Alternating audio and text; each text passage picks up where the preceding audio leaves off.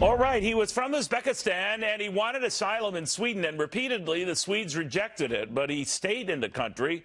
Authorities really couldn't kick him out of the country, and of course, you know what happened in the country, taking out at least 4 and injuring dozens of others in a shooting rampage. It could have been a lot worse. It's the kind of thing that worries Republican Texas Governor Greg Abbott. Governor, the same type of grief that you deal with those you try to kick out who shouldn't be here but remain here and do God knows what.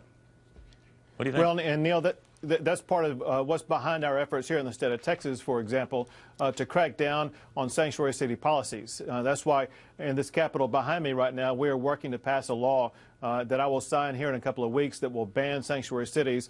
It'll impose stiff penalties for any county or city official that tries to adopt sanctuary city policies, because we are not going to either import or maintain danger on our streets here in Texas. And Neil, that's also why earlier today I announced a crackdown on gang activity in Houston, Texas, so we can do more to rid ourselves of gangs like MS-13 to keep our streets safe. Well, what happens, Governor? I know you're part of this consortium of states, I think 15 at last count, in support of the president's revised immigration order, and not like those that are trying to stop it at its implementation. But I don't understand how, if you've been rejected or you can't be here, and authorities won't even relay that to ICE agents, then your hands are tied.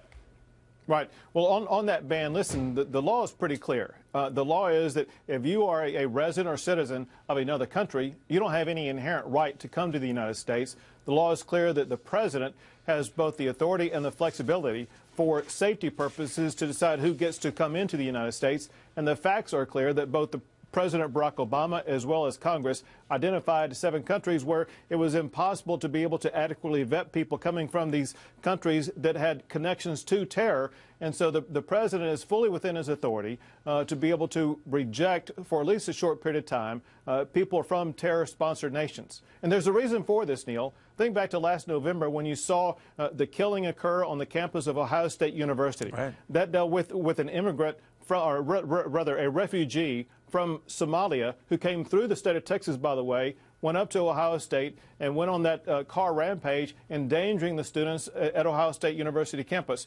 We in the United States of America should not sponsor opportunities for people to come in and wreak terror in our country like that. Or to institutionalize it. But, Governor, let me switch gears if you don't mind. The tax cut, at least in Washington, seems to be, getting delayed. I'm not at this point saying denied, but it's going to get pushed back a little further. Growing talk as to whether everyone gets a tax cut as well. We just don't know. But I know tax cuts have been a very big boon to Texas and what you've been able to do and encourage businesses. Are you worried that if it falls apart on a national basis or ends up not being as generous, not being as sweeping, maybe not being as comprehensive, way too early to tell, but we do know delayed, do you get worried? Well, it's too early. You mentioned 2 things. First, and that is Texas has been the magnet to create jobs, bringing people here from other states and businesses relocating from other states. And the reason is because we have a low tax and low regulatory environment. What the president is trying to achieve, it really is to replicate the Texas model.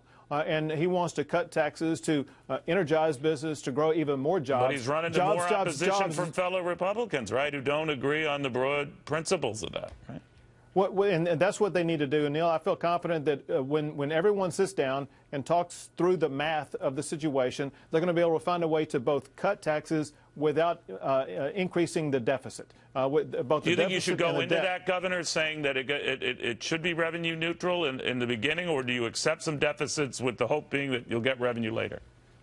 The goal, one of the goals has to be to decrease both the deficit and the debt. We obviously are $20 trillion into debt, and we should not be stocking any more into debt in this nation. However, there are ways that they can still cut taxes to stimulate job growth, that through that stimulation will be able to decrease both the debt and the deficit. All right, Governor, we'll see what happens. Thank you, sir. Very good with you. Greg Abbott, the governor of the beautiful state of Texas. All right, beautiful is not the word I'd use.